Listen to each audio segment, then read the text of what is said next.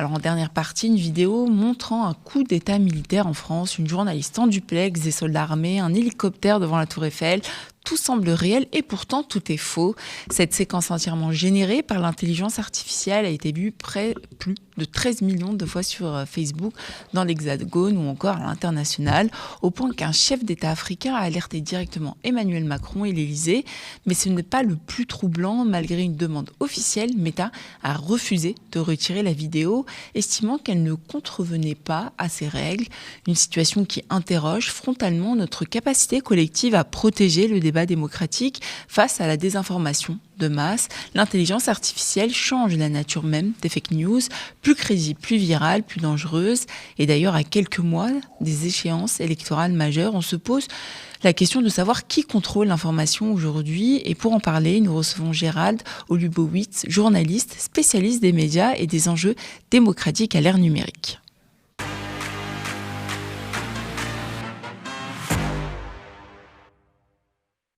Bonsoir Gérald, merci d'être avec nous ce soir. Alors justement, en quoi cette fake news marque-t-elle un changement de nature par rapport aux intox traditionnels ? Alors effectivement, depuis quelques temps, on voit fleurir sur les réseaux des vidéos extrêmement photoréalistes.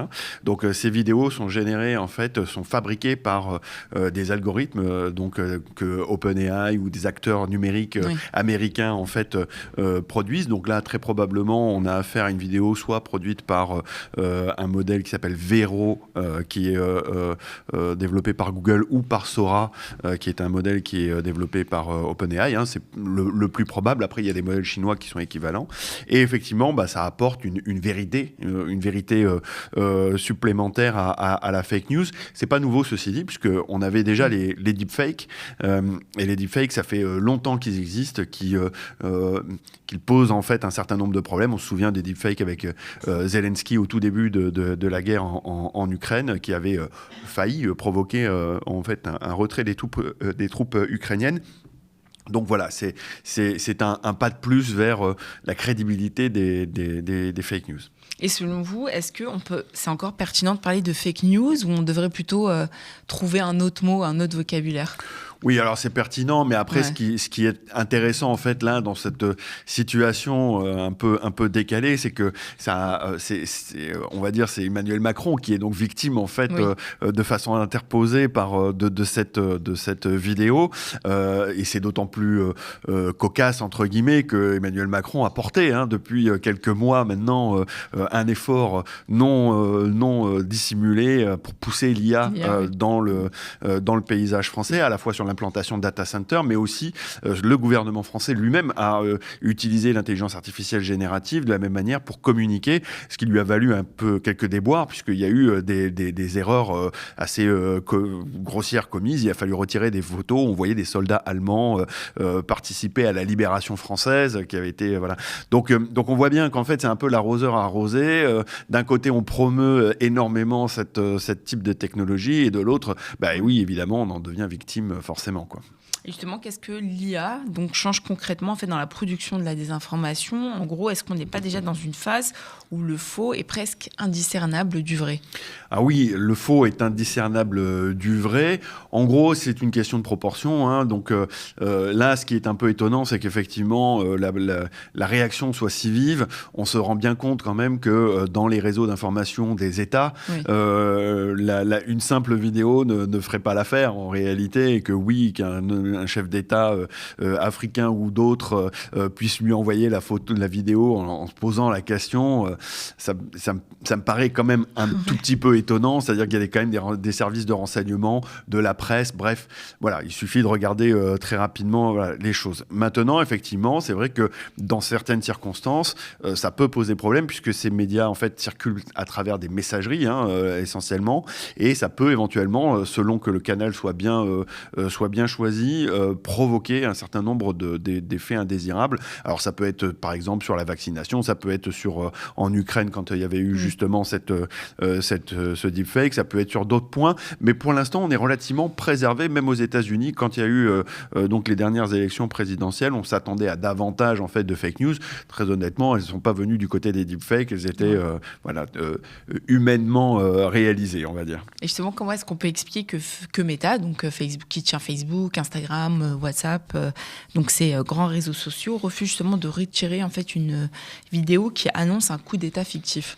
Alors là, on est un peu dans un espèce d'embroglio un peu à la fois juridique et un laisser-faire, entre guillemets, de la part des États. C'est-à-dire qu'en gros, aux États-Unis, Meta dispose en fait d'une protection. C'est l'article 240, c'est une section 240. Donc c'est un article qui lui permet en fait d'agir en tant que plateforme et de ne pas avoir de responsabilité sur les contenus qui sont diffusés. Donc Meta n'est pas un média au sens strict, alors que en réalité, l'entreprise agit comme un média en affichant ou pas en fait la capacité, certains types de contenus. Et donc là, typiquement, c'est le cas. Il faut se rappeler qu'en janvier de l'an dernier, Meta avait annoncé retirer en fait de la modération. Elle avait assuré, en fait, la responsable France avait assuré que en France, ça ne serait pas le cas, qu'il y aurait toujours des modérateurs. On se rend compte que là, vraisemblablement, il y a un sujet. Et puis, effectivement, que peut faire un État vis-à-vis de Meta? Tout simplement, en fait, appliquer des sanctions, tout bêtement, puisqu'il y a des représentants légaux sur le sol français, il y a des représentants légaux sur le sol européen. Et là, pour le coup, il faut avoir une position ferme et complètement univoque en disant, voilà, en réalité, vous avez franchi un certain nombre de limites et ce n'est pas possible. Donc, ça peut être des sanctions légales, ça peut être des sanctions financières, mais c'est vrai qu'il y a un laisser-faire depuis des années et des années, et les deepfakes, typiquement, ça a été ça, c'était dès le départ. La grande majorité, en fait, de production de deepfakes, c'était pas du tout des deepfakes de désinformation, mais des deepfakes pornographiques qui mettaient en cause des femmes du quotidien. Et là, pour le coup, personne n'a protesté, évidemment. Et c'est bien un peu le sujet, c'est-à-dire que quand ça ne touche pas un homme blanc de 40 ans, vraisemblablement, il y a peu de chances pour que ça touche quoi que ce soit. Oui, malheureusement. Et justement, est-ce que ça veut dire que ces plateformes, en fait, sont devenues d'une certaine façon aussi des acteurs politiques? Alors oui, bien évidemment. En fait, ils ont pris là depuis quelques années, notamment avec l'émergence de l'IA générative. On l'a vu, que ce soit OpenAI, Microsoft, Google, etc. Ce sont devenus des acteurs majeurs de l'économie. Alors aux États-Unis, mais aussi on essaye en Europe, on essaye d'attirer les capitaux, les investissements pour pouvoir justement créer une forme de potentiel, d'hypothétique rebondissement économique. Alors évidemment, il y a un vrai rapport de force qui s'installe entre les États et ces entreprises qui sont valorisées à plusieurs milliards, qui ont parfois le PIB d'un petit pays et qui ont l'oreille de Donald Trump là en ce moment.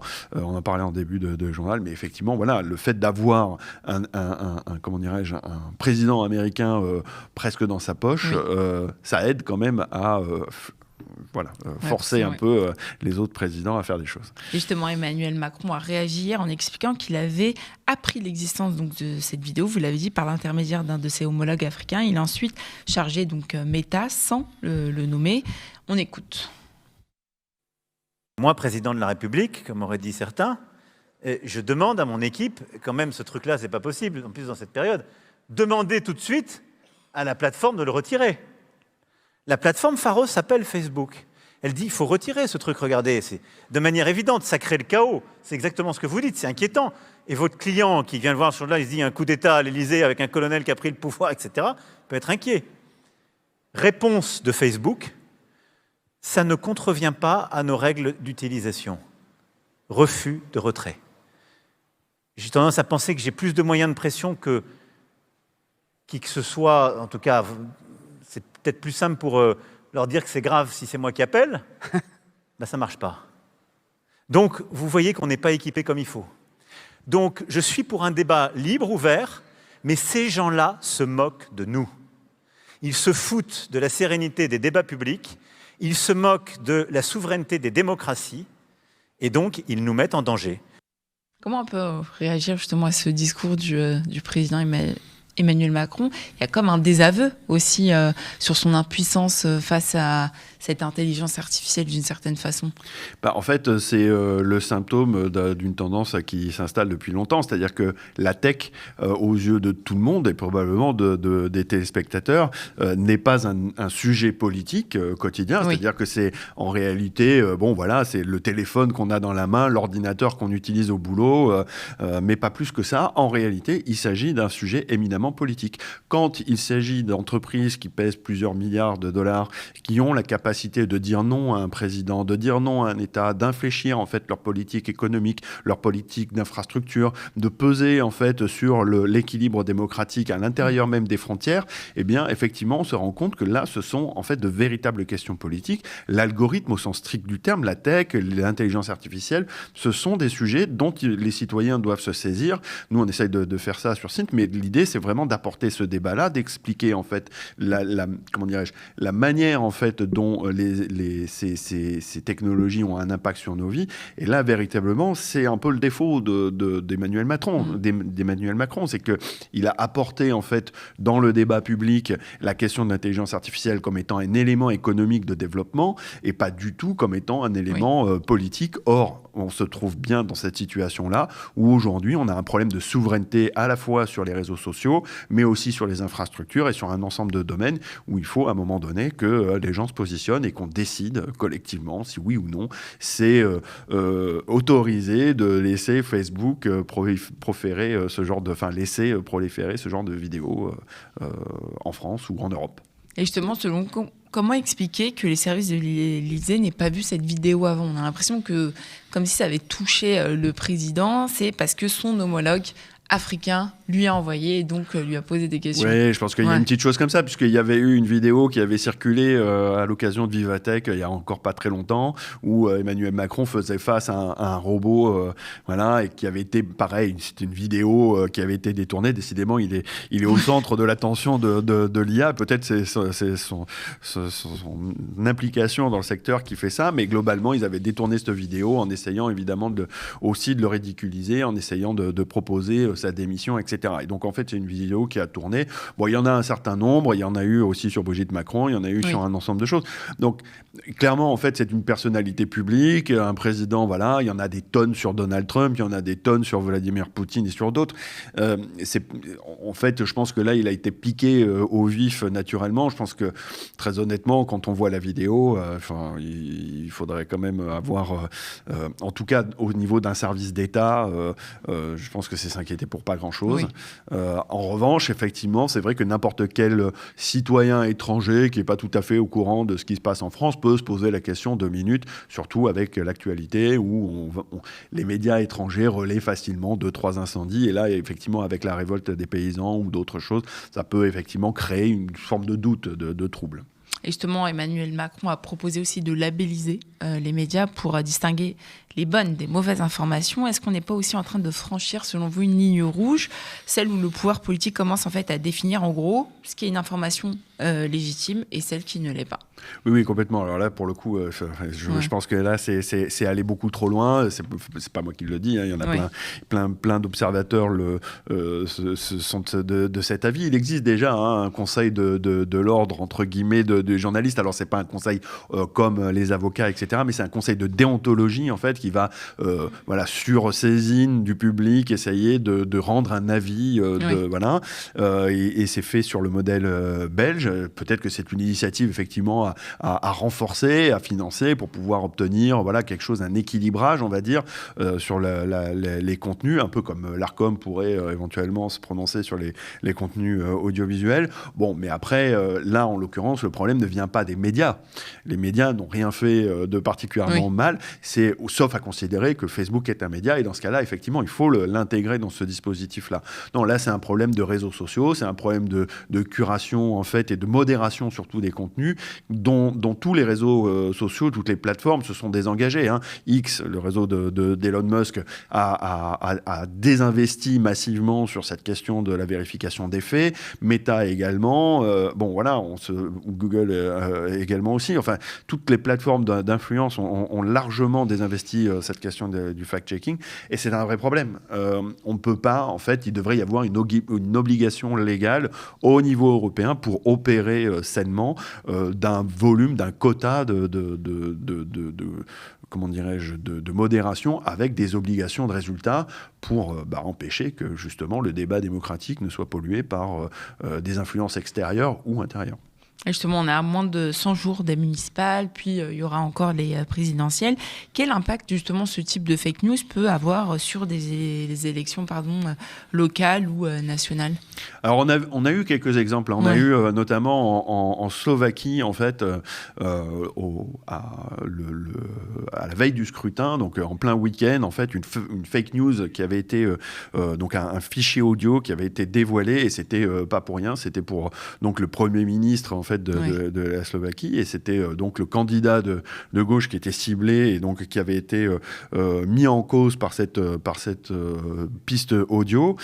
Finalement, évidemment, comme on était dans une période de moratoire, on ne pouvait pas parler de cette chose-là, on ne pouvait pas débunker l'affaire, et le candidat a perdu les élections, et il s'est avéré que quelques jours plus tard seulement qu'en réalité, il s'agissait d'un deepfake. Bon, voilà, donc ça, c'est un cas particulier. Il y a eu d'autres cas un peu plus tangents, mais qui n'ont jamais réellement fini par se concrétiser par des pertes. Peut-être aux États-Unis, à New York, etc., des candidats qui ont été ciblés. Là, typiquement, on ne peut pas faire grand-chose, si ce n'est que contrer au moment où ça arrive un certain nombre de choses. Et pour retrouver les personnes qui sont à l'origine, en fait, de la vidéo ou du son ou du deepfake en question, c'est extrêmement compliqué. Ça demande des moyens d'investigation, police, etc., qui sont peut-être pas forcément disponible aujourd'hui. Et donc, encore une fois, un choix politique, en fait. Il faut, soit on agit sur cette question-là et on se dit que voilà, on y met les moyens, soit en fait, on considère que ça fait partie du paysage et que c'est quelque chose avec lequel il va falloir composer pour le reste des années à venir, quoi. Et justement, l'Australie s'est emparée du sujet et a interdit les réseaux sociaux pour les moins de 16 ans. Est-ce qu'interdire justement ces réseaux sociaux aux moins de 15 ou 16 ans, la France prévoit, en tout cas on ne sait pas si ça va être le cas pour les moins de 15 ans, est-ce que c'est une mesure selon vous utile ou plutôt c'est un écran de fumée? Non, je pense que c'est vraiment un écran de fumée, ça ne servira pas à grand-chose. En fait, la question en fait, d'interdire en fonction d'un âge ou en fonction d'un volume horaire d'utilisation n'a pas beaucoup d'importance. C'est-à-dire qu'on peut passer 3 heures, par exemple, à chercher sur les réseaux sociaux des réponses à des questions compliquées. Je ne sais pas, moi, une recette de cuisine mongole du 15e siècle pour pouvoir faire un plat particulièrement sophistiqué, ou alors on va passer 3 heures à scroller et à regarder des chats et des chiens en train de rigoler. Ça n'a pas du tout le même effet. On s'en rend bien compte qu'il y en a une action qui a un effet intellectuel, l'autre pas du tout. Et donc en fait, c'est vraiment sur l'usage en fait qu'il faut se pencher. Et ça, malheureusement, on ne va pas être derrière les gens. Donc en réalité, c'est uniquement vers les plateformes qu'il faut se tourner en termes de régulation. Forcer ces plateformes à faire attention au contenu qu'elles diffusent. Ce sont des médias, elles font attention. En fait, elles vous recommandent en fait des contenus à travers des algorithmes de recommandation qui sont pareils. C'est de l'intelligence artificielle, encore une fois, mais dans la recommandation. Et donc, en fait, là aussi, c'est pareil. Dans les cas extrêmes, on se retrouve avec quand même des contenus qui montrent des vidéos avec des décapitations, des problématiques de viol, etc. Et c'est assez violent. Et donc, en fait, il faut être conscient qu'à un moment donné, ces plateformes doivent en fait atteindre des résultats objectifs. Et quand bien même elles prétendraient qu'elles n'en sont pas capables, il faut les forcer à le faire. Sinon, il peut y avoir des sanctions. Justement, il y a quelques jours, il y a eu aussi, donc après la diffusion massive de fausses vidéos générées par l'IA, on a eu aussi une cyberattaque qui a visé directement le ministère de l'Intérieur. Est-ce qu'on n'est pas aussi en train de changer de nature de menaces? Le ministère de l'Intérieur a répondu en disant qu'ils allaient mettre maintenant un code à vérification à 2 facteurs. Donc, c'était quelque chose qui faisait pas avant. On l'a vu aussi avec le Louvre, avec le mot de passe. Du coup, on a rapidement, pour conclure, on a l'impression face à de la désinformation, mais aussi face à une mise en danger, finalement, directement des institutions. Oui, alors ça, en plus, c'est vraiment la recommandation qu'on pourrait faire à n'importe quel de vos spectateurs, c'est-à-dire de mettre toujours un code de vérification à double facteur, de ne pas mettre de mot de passe 1, 2, 3, 4, ce genre de choses. Et donc, pas de date de naissance, pas de date de naissance.